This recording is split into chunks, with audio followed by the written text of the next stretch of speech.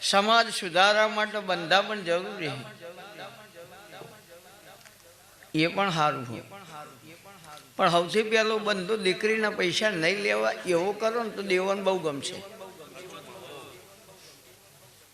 દીકરીના ઘેર જઈએ એટલે કે દીકરીની પહેરવણી હું નહીં લઉં તો હગાઈ કરી રહ્યા તો 20 લાખ લીધા હતા, એ હું પાડોશી લઈ ગયો તો હા, એ 20 લાખ ને તમે 200 રૂપિયા નડ્યો. ના ના, દીકરીનું ના લેવા ના, પેલો કોઈ બીજો કોઈ લઈ ગયો તો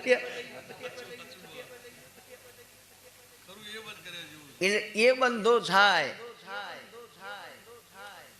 તો ભણેલા ગણેલા ગરીબના દીકરા જે છે ને એમની હગાઈઓ હોધવા નહીં જવું પડે, એ એમનેમ થઈ જાય. પૈસા વાળાનો દીકરો ગોડો હોય તો એનું હગું થઈ જાય, અને ગરીબનો દીકરો બધી બાજુ બોન વાળો હોય તો એ કે ભાઈ એના ઘેર શું છે,